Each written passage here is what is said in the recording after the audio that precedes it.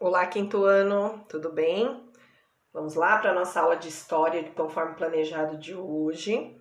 Hoje nós vamos aí ver um pouquinho dos impostos, né? Que eram cobrados sobre a extração do ouro, que nós estamos vendo aí no decorrer desse capítulo, né? Esse capítulo que nos trouxe aí um pouquinho da história dos bandeirantes, né? Trouxe aí um pouquinho da corrida, né, do ouro, que depois do fracasso, né, que foi o comércio tanto da cana-de-açúcar como do pau-brasil, né, que foram acabando no caso. Aí começou aí a corrida pelo ouro, né, e nós vimos como que é feita essa extração do ouro. Nós vimos o quanto os escravos trabalharam, né, em prol da busca deste ouro também, né, os bandeirantes descobriam e consequentemente aí os escravos eram colocados, né, para trabalhar na busca do ouro. Aqui na página 21, porque hoje nós daremos início aí na página 22, mostraram, né, o livro vem mostrando aí como que esses escravos trabalhavam, né, na busca desse ouro. Então, assim, eles passavam a maior parte do tempo, olha lá, com as pernas dentro de uma água, olha lá, dentro da água. E eles eram mal alimentados, frequentemente castigados com violência, muito espancamento, chibatada. Calculava-se, gente, que um escravo, um minerador que trabalhava aí com minério, ele trabalhava de 7 a 9 anos. Então, assim, devido às más condições, né, de vida, eles morriam de doenças, sabe? Como na época tinha a disenteria, a malária, com infecção pulmonar e até acidentes mesmo nas minas de ouro, né? Então, não tinha condições de vida nenhuma, né? Depois das margens do rio, eles iam aí para as minas mesmo, né? Cavando, olha lá, cavando. E se você observar bem essa foto, eles estão com a perna aí dentro da água, né? E então nós vimos aí um pouquinho, né, dessa história dos escravos mineradores, o quanto sofreram também. Nós vimos aí como era o trabalho nas minas, né? Aqui já é na margem dos rios, lembram? Que nós vimos, né, um pouquinho. Nós vimos aí a corrida do ouro, que todo mundo ficou interessado, né? Então, assim, os bandeirantes nada bobo, né, foram atrás, então, enfim. E depois aí o rei de Portugal passou a perna, né, nos bandeirantes e distribuiu aí o direito somente de exploração de minas de ouro às pessoas que eram naturalizadas ou natural de Portugal e os comerciantes aí do Rio de Janeiro, né? E também tudo que eles, como que eu posso dizer? Tudo que eles extraíam de ouro pagava-se aí um imposto para o governo. Então não ficava tudo para eles, né? Pagava-se um imposto, que é o que nós vamos ver agora na página 22, tá bom? Que é os impostos, né? Que eram pagos aí para corte, para a coroa portuguesa, tá bom? Vamos lá. Os impostos. As minas de ouro e diamantes descobertos na colônia era propriedade da colônia portuguesa, da coroa portuguesa, que cobrava impostos dos exploradores. A cobrança desses impostos ficava a cargo de funcionários vindo da metrópole para fiscalizar o envio do ouro para lá. Olha lá. Então esses exploradores, eles exploravam, pegavam esses ouros e pagavam imposto para o governo, então não ficava tudo para eles, tá? O lucro era obtido principalmente na cobrança de imposto, chamado o quinto, no qual os exploradores eram obrigados a repassar para Portugal um quinto de todo o minério extraído. Então eles tinham que passar, gente, um quinto de tudo aquilo que eles tinham achado, que eles tinham aí extraídos, tá? E aí aqui tem uma atividadezinha, tá? Para vocês entenderem um pouquinho melhor o que era esse um quinto, o que era esse imposto. Imagine que você é um explorador de mina de ouro, circule na ilustração abaixo 1/5 das barras de ouro que você deve enviar para Portugal com o pagamento do imposto. Então, de toda essa barra aqui, gente, tinha que pagar o quê? 1/5 para o rei, tá bom? Quantas barras tem aqui? A Pro já até contou, 20 barras, tá? Então, é 1/5 de 20. Quanto que vai dar isso, gente, em barra de ouro? Eu vou dividir 20 por 5, ok? E multiplicar pelo numerador. Então, eu vou dividir aqui 20 dividido pelo denominador. Ó, a matemática entrando aí em história, hein? E vou multiplicar o resultado que der, vou multiplicar pelo denominador. Então, se eu recolhi 20 barras de ouro, 1/5 tem que ir para o rei de Portugal. Então, vamos lá. 20 dividido por 5, gente, vai dar o quê? 4, não é isso? 20 dividido por 5, 4. 4 vezes 1 é 4. Então, de 20 barras de ouro que eu recolhi lá na minha mineradora, vamos fazer de conta, eu tenho que aí dar 4 barras para o rei de Portugal, ok? Então, você vai fazer o quê? Você vai circular aí 4 barras. Eu vou circular aqui a minha já, tá? Pronto. Essa parte era a parte que eu tinha que dar para o rei de Portugal. O restante ficava aí para mim, para os meus funcionários, enfim.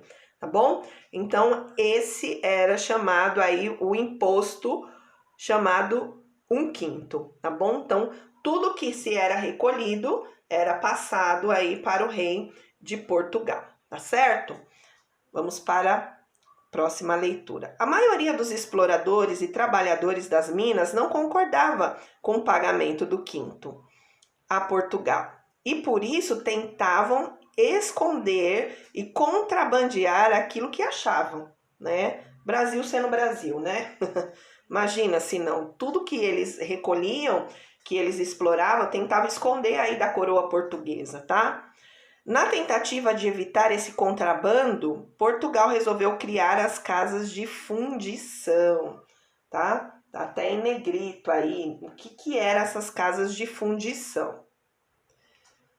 Eram locais, gente, que todo ouro que era encontrado era levado. Então se chamava aí de casas de fundição. Então, para não dar o golpe aí, né, na coroa portuguesa, né, que eles eram também bem espertinhos. Então, assim, todo o ouro que era achado era levado aí para as casas de fundição, tá certo? E essas casas de fundição eram onde se alojava todo o ouro encontrado, tá certo? Vamos lá para a página 23. Era para esses locais que todo o ouro encontrado era levado, acabei de falar, tá? Casa de fundição. Então, funcionários do governo retiravam o quinto, derretiam o metal e transformavam-no em barras, gravando nelas o selo real. Então, era aí tirado, né, o quinto do governo, de tudo aquilo que eles encontravam, eram derretido, né, esse metal, esse ouro, e transformada em barras, era gravado aí o selo real, né, da coroa portuguesa na época. As pessoas que eram pegas contrabandeando o ouro eram punidas com prisão, perda de seus bens ou perda do direito de explorar a jazida de ouro, tá? Então, quem era pego aí contrabandeando o ouro, né, eram presos, perdia seus bens, perdia o direito de explorar, enfim, né? A criação das casas de fundição e a exagerada cobrança de impostos geraram muito descontentamento nos minérios, que organizaram uma revolta popular, olha lá. Então, o pessoal que estava explorando aí o ouro se revoltou, né? Porque houve um descontentamento, eles não queriam deixar nada para a coroa portuguesa, né? Então, era assim, era um esperto querendo enrolar o outro esperto, né? Então, não é nada bobo esse povo. Vamos lá. Liderados pelo tropeiro Felipe dos Santos, os mineiros e escravos enviados por seus senhores, decidiram protestar. Essa revolta ocorreu em Vila Rica, Minas Gerais, e dela participaram aproximadamente 2.000 pessoas. Então, olha lá, entre exploradores, mineradores e escravos, né, liderados aí pelos senhores, né, pelos donos aí, que, né, vamos falar assim, donos entre aspas, de mineradoras, né, donos aí de pessoas que exploravam toda essa questão do ouro, eles lideraram aí essa revolta, essa manifestação, né, e decidiram aí protestar contra esse 1/5 que era doado ao governo, tá? Ao governo, à coroa real, né? Essa revolta aconteceu em Vila Rica, Minas Gerais, e dela participaram 2.000 pessoas. O governador da capitania de Minas Gerais prendeu os principais revoltosos e Felipe dos Santos foi condenado à morte. Então, vocês estão vendo aí, gente, que não era fácil, né? A vida que esse povo tinha, né? E por conta da ganância do poder, muitos morreram, né? Houve muita guerra, muito protesto, muita briga, né? Então, assim, já não é de hoje, né, que tem essas manifestações que a gente costuma ver, mas é uma herança já de um Brasil que veio aí se arrastando, né, por meio de muitas pessoas que gostam de levar vantagens, né, em tudo aquilo que foi achado aqui. Então, essa brigaiada toda aí, tanto da parte dos bandeirantes, parte dos indígenas, né, escravos também que brigavam, enfim, todo mundo tem uma parcelinha de culpa aí, né, vamos falar assim, para quê? Para que o poder, né, eles pudessem estabelecer na vida deles aí o poder, uma vida estável, né, uma vida com muito dinheiro, né, na questão aí, né, que vem trazendo aí o livro, tá certo? Vamos lá, agora tem um outro tema aqui chamado Santos do Paúco, tá? Então, aqui tem peças do século XVIII, tá? No Museu da Inconfidência, em Ouro Preto, em Minas, tá? Nossa Senhora do Rosário, olha lá. Observa que tem uma abertura nessa imagem, né? Nessa imagem aqui, né? De Nossa Senhora do Rosário. Então, por que será que tem essa abertura? Vamos lá, olha lá.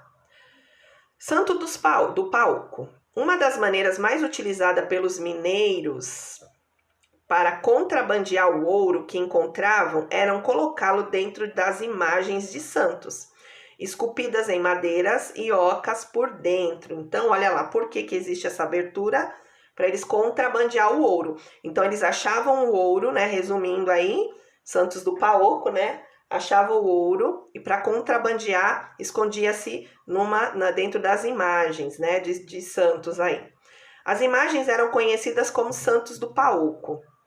Hoje em dia, essa expressão é utilizada para indicar aquele que se faz de bonzinho, mas na verdade é um enganador, tá? Então, nós temos sempre um termo popular, Santinho do Paúco, né? Mas às vezes a gente fala e não sabe por quê, né? Mas por quê? Por conta já dessa herança aí, né? Dessa exploração do ouro.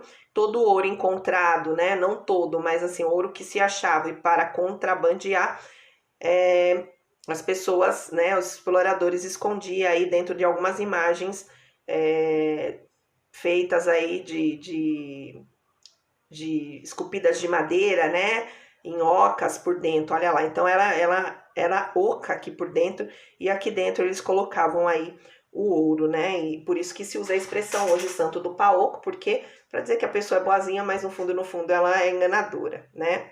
Na época em que ocorreu a diminuição de ouro nas minas e consequente falta de pagamento do quinto, olha lá, começou a ocorrer, né? A falta de ouro e, consequentemente, aí, né? A falta do pagamento do quinto. O governo português criou outros impostos, olha lá, pois era como ouro brasileiro que Portugal pagava, pois era com o ouro brasileiro que Portugal pagava os produtos que comprava de outros países, principalmente da Inglaterra, né? tem-se história, gente, que a Inglaterra levou muito ouro aqui do Brasil, né? Porque Portugal ele tinha uma dívida, né, com a Inglaterra. Então, assim, essa dívida foi pagada com muito imposto pago aí com a questão do ouro, né, com muito ouro, né, propriamente dito, tá? Então, assim, como ocorreu, né, essa diminuição e esse quinto, né, o governo aí começou, né, a criar aí outros impostos, tá? Então, vamos lá. Aprovar e reler de novo. Na época em que ocorreu a diminuição de ouro nas minas e, consequentemente, a falta de pagamento do quinto, o governo português criou outros impostos, pois era com o ouro brasileiro que Portugal pagava os produtos que comprava de outros países, principalmente da Inglaterra. Olha lá. Cerca de 1.500 quilogramas de ouro, ou 100 arrobas, era ouro pra caramba, hein? Deveriam ser pagos pelas capitanias de Minas Gerais à coroa portuguesa. Por que Minas Gerais, gente? Porque Minas, o próprio nome já diz, né? Minas era um estado que mais tinha pedras preciosas, que mais tinha metais na época. Achou-se muito ouro nesse lugar. Tanto é que tem uma cidade lá chamada Ouro Preto, né? Minas, ó, Minas vem de Minas mesmo, de minério, né? Porque era um local que se achava muito ouro, muitas pedras preciosas, tá? Olha lá. Caso esse mínimo não fosse atingido, seria cobrado a derrama, um imposto que cada habitante da capitania precisava desembolsar para atingir o valor estabelecido pelo governo. Então, cerca de 1.500 quilogramas de ouro deveriam ser pagos pela capitania de Minas Gerais. E aí, se a capitania não revertesse esse valor aqui para a coroa portuguesa, pelo menos o mínimo não fosse atingido aí em ouro, seria cobrada a derrama. E o que era essa derrama? Era um imposto que cada morador, cada habitante dessa cidade, desse estado, precisaria desembolsar para atingir o valor estabelecido pelo governo. Então, mais uma vez, sobrava para o povo, né? Então, os espertões aí, eles contrabandeavam, escondiam o ouro, né? E se não atingisse aí esse valor, o que acontecia? O povo tinha que pagar aí esse valor para devolver para a coroa portuguesa e, consequentemente, a coroa portuguesa devolvia para a Inglaterra, né? Porque tinha-se muita dívida, né? Portugal, ele tinha uma dívida aí imensa com a Inglaterra, certo? Vamos lá para a página 24? Gente, a página 24 já vem com as questões aí, né, referente ao que nós estudamos aí sobre os impostos, né? Então, vamos fazer a leitura, tá bom? E aí vocês vão trabalhar com os pais de vocês, né, essas 3 questões, tá bom? Vamos lá. Nos dias de hoje, também são cobrados impostos pelos governantes, né? Uma parte desses impostos é utilizada para a manutenção de serviços de saúde, educação, segurança e cuidado com as ruas e praças. Lembra que eu falei com vocês no início do ano, que nós trabalhamos aí um pouquinho o imposto, né, sobre as coisas, e até uma bala, um chiclete que a gente compra é cobrado um imposto, né? E esse imposto tem que ser utilizado aí na manutenção dos serviços de saúde, da educação e segurança, né? Cuidado com as praças, com as ruas, enfim, tá? Então você vai perguntar aí para os seus pais, né, para sua família, quais são os impostos pagos por nossa família, tá? Então hoje nós temos aí inúmeros impostos que nós temos que pagar sobre as coisas, né? E impostos também que o governo e a prefeitura, enfim, nos obriga a pagar, né? Por exemplo, o IPVA, que é um imposto aí que é pago, né? Quem tem um carro, então tem que pagar o IPVA todo ano, né? Esse imposto, se você não pagar, você pode rodar com o carro e aí se a polícia pegar que você não tenha pago seu IPVA, pode levar o veículo apreendido, né? O IPTU, que é o imposto da casa onde a gente mora, a gente também tem que pagar esse IPTU, né? Nós temos também o ICMS, que é o Imposto sobre a Circulação das Mercadorias e Prestação de Serviço, né? Pago aí pelos estabelecimentos comerciais que vendem alimentos, por isso que eu falei para vocês.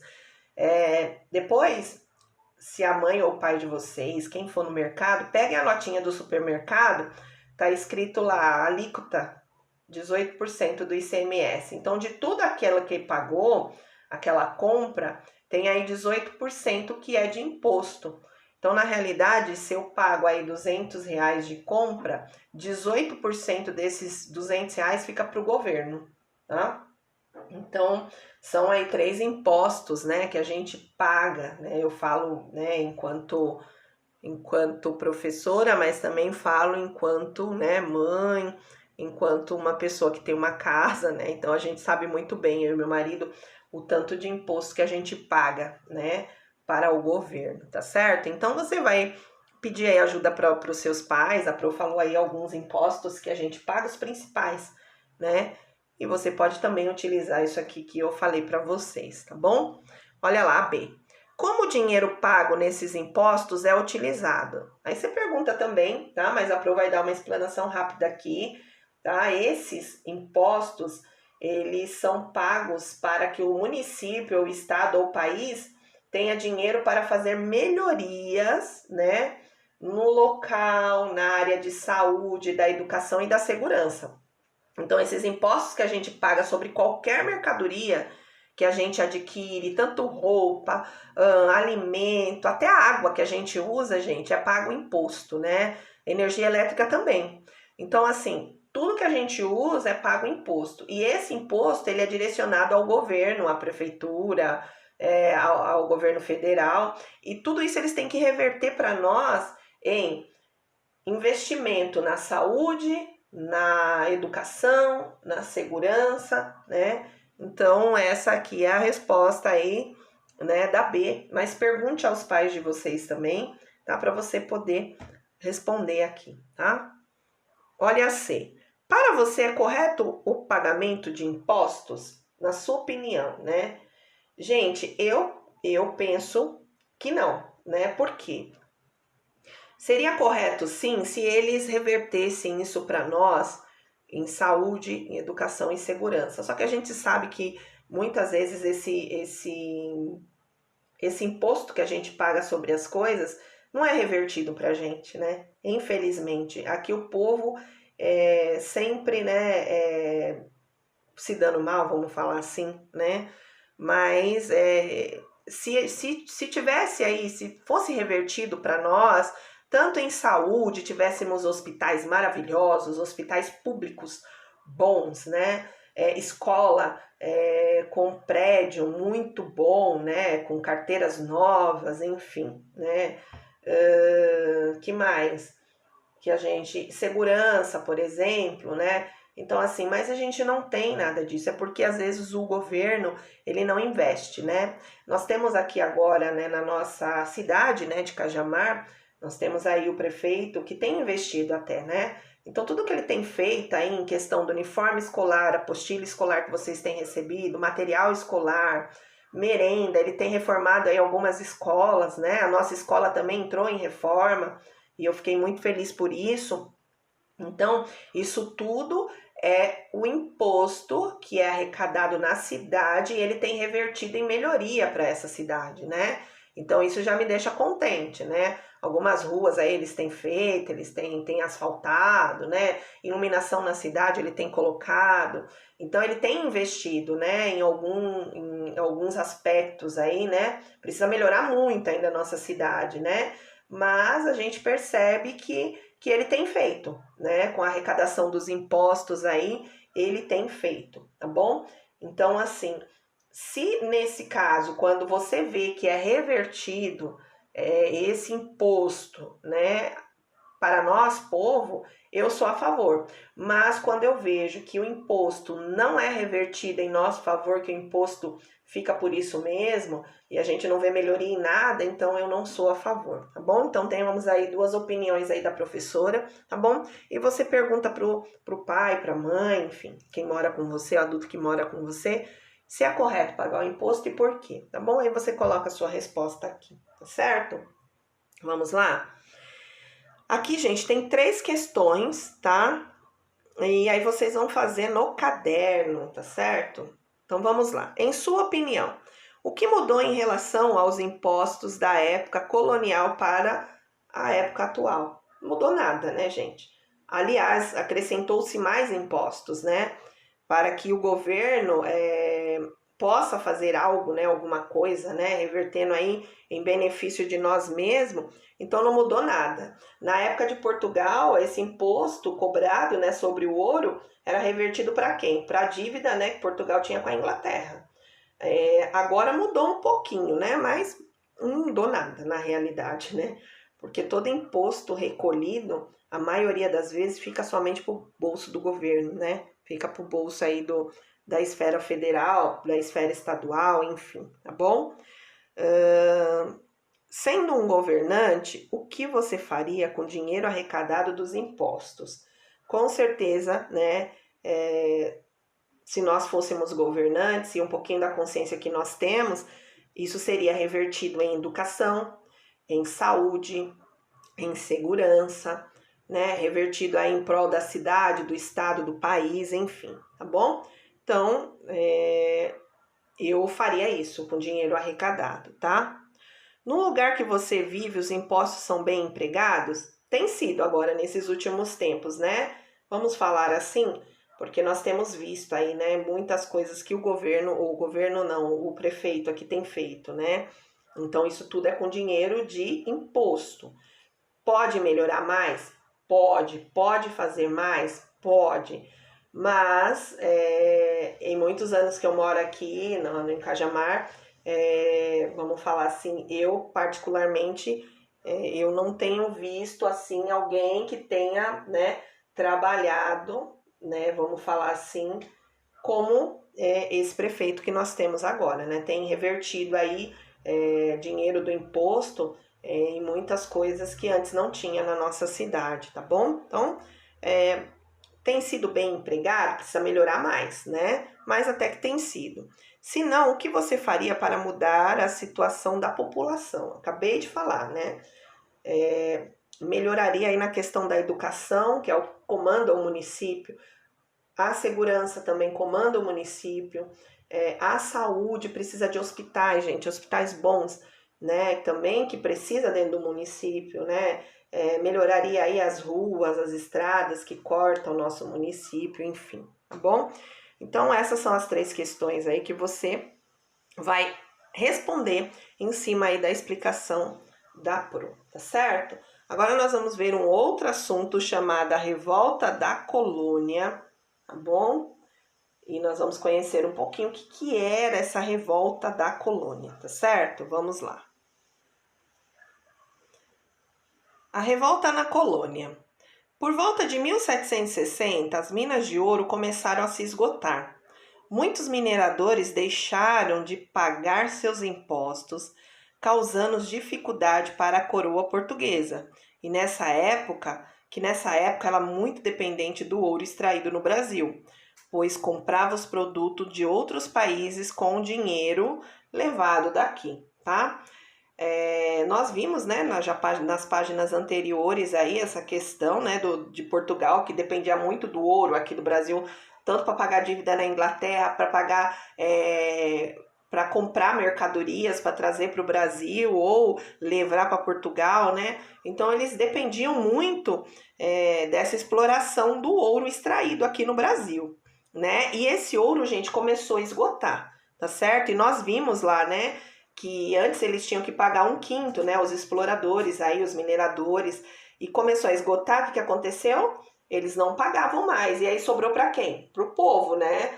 E quando essas regiões aí não conseguiam mais pagar, no caso aí a capitania de Minas Gerais, o que acontecia? O povo que tinha que pagar aí 1/5. E quando esse povo, né, não pagava, os moradores, né, os habitantes dessa cidade não pagavam, Os soldados, gente, da coroa, eles entravam nas casas das famílias e retiravam os pertences dessas famílias até completar o valor devido.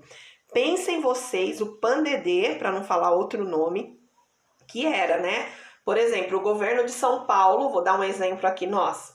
Governo de São Paulo tem que pagar um imposto para o governo federal. Esse governo, né, nós aqui, governo não paga, né, de São Paulo não paga esse imposto, aí começa a entrar aí soldados, né, militares dentro da sua casa, por exemplo, né, que eram comandados pelo governo na época, né, e pegar as coisas de dentro da sua casa para poder pagar a dívida do Estado com o governo federal. Então, era mais ou menos isso, né? Então, era um pandedê, né? Vamos lá. Portugal decidiu, então, que iria cobrar todos os valores atrasados. Olha lá. Com que, né? Pelo amor de Deus, o povo já sofrendo, né? E aí Portugal resolveu que Minas já não estava dando mais tanto ouro. E aí o que aconteceu? Portugal queria todos os atrasados. A sociedade mineira, descontente com os altos impostos cobrados, começou a preparar o primeiro movimento para a libertação da colônia, a libertação desse estado de Minas, que ficou conhecido como Conjuração Mineira ou Inconfidência Mineira, tá? O que foi, gente? Essa Confidência Mineira, Inconfidência Mineira, Conjuração Mineira, foi um dos mais importantes movimentos sociais da história no Brasil, tá? Isso significou a luta de um povo brasileiro pela liberdade contra essa opressão aí do governo, né, da coroa portuguesa no período colonial, tá? E esse protesto aí, essa luta ocorreu em Minas Gerais no ano de 1789, em pleno ciclo do ouro, tá? Então, assim, a coroa portuguesa começou a explorar demais. E aí, né, em resposta, houve-se um movimento aí, houve-se uma luta, né, uma batalha pela liberdade. Porque o que adiantava você trabalhar tanto na época, explorar ouro, que seja, trabalhar em qualquer ramo, e você ter que devolver para o governo, para a coroa portuguesa, sendo que ele que se endividou, né? Ele que endividou o país com compra, com enfim. E aí o povo tinha que pagar, né? E se o povo não pagasse, as casas eram invadidas e de lá eles tiravam aí pertences, né, para completar o valor, para poder pagar aí as dívidas do governo, né? Então, assim, aconteceu essa importante luta, vamos falar assim, na história do Brasil, né, que significou liberdade para o povo, né? Porque é o que eu falei, você tinha que trabalhar, mas ao mesmo tempo você tinha que devolver aí para o governo, e devolver muito, não era pouco, era muito. Então houve-se uma revolta, porque o governo aí começou, né, a criar, querer os valores atrasados, e era altíssimo esses impostos, né? Altíssimos, tá bom? Vamos lá, conhecer mais um pouquinho da história aí na página 25. Olha lá. No ano de 1789, em Vila Rica, um grupo formado por fazendeiros, ricos mineradores, militares e intelectuais decidiu que iria prender o governador da capitania de Minas Gerais e tornar a colônia livre do domínio português. Então, olha só. Então, foram esse povo aqui que se reuniu, né, e enfim, e decidiu prender aí o governo de Minas Gerais, que também, por sua vez, não tomava atitude, né, para poder sair aí das garras, né, do domínio português, tá? A capitania passaria a ser uma república. Vamos estudar mais um pouquinho, olha lá. Porém, a revolta não chegou a acontecer, pois os grupos foram traídos, gente. Esse grupo foi traído por um companheiro, Joaquim Silvério dos Reis. Então, sabendo-se de todo o movimento, né? Sabendo aí dessa junção, dessa união desse povo aqui para ir contra o governo, para tomar aí mesmo o poder do governo, que era escravo, né? Vamos falar assim, entre aspas, da coroa portuguesa, sabendo-se aí desses companheiros, Joaquim Silvério dos Reis, não chegou a acontecer. Por quê? Porque ele foi lá e falou que ia acontecer, né? Todos foram presos e julgados. O líder, conhecido pelo nome Tiradentes, foi condenado à morte e enforcado na praça pública no dia 21 de abril de 1792. Por isso que dia 21 de abril, gente, foi decretado aí feriado nacional, né, para nós, por conta desse ato, né, ato público. Então, assim, mandaram matar o líder para ficar como exemplo, tipo assim, ó, se vocês forem contra o meu governo, forem contra a coroa portuguesa e não pagarem os impostos que nós exigimos, então vocês vão morrer. E foi isso que aconteceu com Tiradentes, tá bom? Olha lá a imagem dele, tá? Que era um líder, né, de todo esse movimento aí de revolta, né, vamos falar assim, e muitas vezes com razão, né, gente, porque quem aguenta ficar trabalhando e pagar impostos aí altíssimos, né, ao governo sem ter, como que eu posso dizer, sem ter melhoria em nada, né? Aqui nós temos aí um vocabulário, tá, sobre a conjuração e a Inconfidência Mineira, que a Pro acabou de explicar, que foi um movimento importante, né? Um movimento social que significou a luta do povo brasileiro pela liberdade mesmo, contra a opressão do governo português, né? E aqui, gente, nós temos a atividade, para variar um pouquinho, né? Vamos lá. 18, olha lá. Relacione as colunas. Quinto, o que era o quinto? O quinto, gente, era o imposto cobrado pela extração do ouro, tá? Então, você vai colocar aí, ó, letra A aqui, tá? Casas de fundição. O que era a casas de fundição? Onde o ouro era transformado em barra. Era uma casa onde o ouro era transformado em barra. Então, é o segundo, aí você vai colocar letra B, tá? Conjuração Mineira, foi uma revolta, né, contra o domínio português. Aqui, letra C.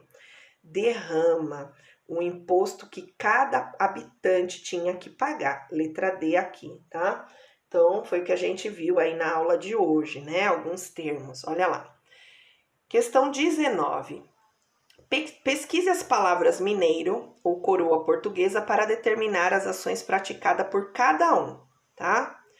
Então, ó, pagava imposto sobre o ouro encontrado nas minas. Mina, gente, vem de mineiro, né? Minério. Então, quem pagava esse imposto, né, sobre o ouro encontrado era o mineiro, tá bom? B. Criou as casas de fundição para evitar o contrabando do ouro. Quem criou essa casa? A coroa portuguesa. É o que você vai responder. Organizou uma revolta contra cobranças de imposto. Quem foi que organizou essa cobrança, essa revolta, né? Foram os mineiros, né? O pessoal que explorava o minério aí, né? Então, foram eles, tá? Então, é mineiro, tá? D. Cobrava impostos chamados de o quinto e a derrama. O quinto era um quinto que era ter que ser pago em todo o ouro recolhido, e quando não se recolhia o ouro, não alcançava-se o valor, a derrama, que era pago por quem? Pela população, né? Pelos habitantes daquela capitania. Então, cobrava impostos chamados de o quinto e a derrama. E quem que cobrava esse imposto? A coroa portuguesa, tá certo? Vamos lá para a página 26? Você responde aí no seu livro, tá? Questão 20, gente, na página 26, olha lá. Discuta com o professor e seus colegas quais as consequências que o período da mineração trouxe ao Brasil. Então, muitas coisas ruins aconteceram, né? Mas também trouxeram muitas coisas boas, né? Toda essa luta aí, toda essa exploração desse minério, né? Então, assim, a primeira consequência que houve, gente, com toda essa exploração, enfim, Brasil colônia, o descobrimento, enfim, trouxe aí o crescimento e o surgimento de algumas cidades, né, por conta do ouro, porque quanto mais eles escavavam, mais lugares eles iam e mais descobriam cidades, lugares, né? Então houve aí um crescimento e o surgimento de algumas cidades, tá? Trouxe também, gente, o enriquecimento de algumas pessoas, tá? Então, também trouxe aí o enriquecimento, algumas conclusões, né? O enriquecimento das pessoas, a ampliação do território nacional, eu acabei de falar, né? Quanto mais eles cavavam, acabava naquele local, eles iam para outro lugar e aí ia descobrindo mais cidades, né? Mais locais. Então, houve também a ampliação do território nacional, né? E também houve uma ligação, uma integração de algumas regiões por meio do comércio que se estabeleceu entre elas, tá? Então, houve também aí uma ligação, né, de uma região e outra por meio do comércio, tá? Então, essas foram algumas consequências aí que que o período da mineração trouxe para o Brasil, tá bom? E você pode escrever aqui conforme a explicação da Pro. Olha lá. A possibilidade de enriquecer rapidamente com a retirada do ouro da terra sempre atraiu muitas pessoas, como aconteceu no período de mineração no Brasil. Então, a possibilidade de ficar rico, né, atraiu sempre muitas pessoas. Mais recentemente, na década de 1980, houve um grande deslocamento de pessoas em direção à Serra Pelada, no estado do Pará, onde foi encontrada uma grande jazida de ouro. Então, pensem vocês aí, logo ali, né, em 1980. Então, houve um deslocamento aí de pessoas para esse local, porque foi encontrada uma grande jazida de ouro, tá? Pesquisando. Realize no caderno uma pequena pesquisa sobre o garimpo de Serra Pelada e anote suas ideias para depois apresentá-lo aos colegas, tá? Gente, vocês não vão fazer essa pesquisa porque a Pro vai trazer para vocês aí a próxima semana, tá bom? Então, essa 21 vocês não vão fazer, tá certo? A Pro vai trazer para vocês aí essa pesquisa e eu vou apresentar para vocês no vídeo da semana que vem, tá? Aqui, gente, na 22, está pedindo para que a gente acompanhe o diagrama das palavras-chave e frases da página a seguir, releia todo o conteúdo e realize o registro escrito, desenho do que você mais gostou de aprender nesse capítulo. O que mais chamou sua atenção, o que gostaria de pesquisar e aprender mais? Vamos lá para a página 27, observar o diagrama, tá? E depois vocês vão fazer uma ilustração do que mais vocês gostaram nesse capítulo, o que mais vocês aprenderam, o que mais você chamou a sua atenção. Vamos lá. Olha lá, gente, vocês vão observar esse diagrama aqui, tá? Da página aí 27, ok? Vocês vão pela setinha desbravamento e conquista do interior do Brasil, entradas, bandeiras, objetivos. Aí vocês vão ler, tá? Item a item, uma coisa puxa a outra, tá vendo, ó? Tá? Vocês vão ler, leiam com muita atenção, tá certo? As minas, tá? Aqui na página 27, vocês vão ler esse diagrama e depois que vocês lerem, vocês vão lá para a página 28, concluir a atividade, tá? Então, vocês vão concluir aí essa atividade em desenho. Como, Pro? Vocês vão fazer o seguinte, ó. Um desenho do que você mais gostou de aprender nesse capítulo. Então, o que mais você gostou de aprender nesse capítulo? O que mais chamou sua atenção, né?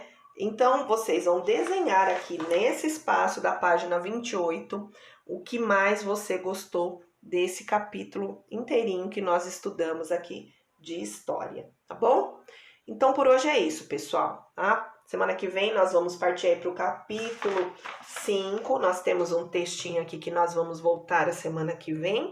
O professor vai explicar um pouquinho para vocês também, que tem a ver aí com desastre ecológico por conta da mineração, tá? Vou trazer o vídeo aí para vocês referente à pesquisa, né, do garimpo aí da Serra Pelada, para que vocês entendam um pouco mais, tá certo? Então, por hoje é isso, tá? Bons estudos a todos. Fiquem com Deus, tá bom? E qualquer dúvida, qualquer coisa, me perguntem que a Pro vai sanando as dúvidas de vocês, tá bom? Um beijo a todos, até a próxima aula aí, se Deus quiser. Tchau, tchau.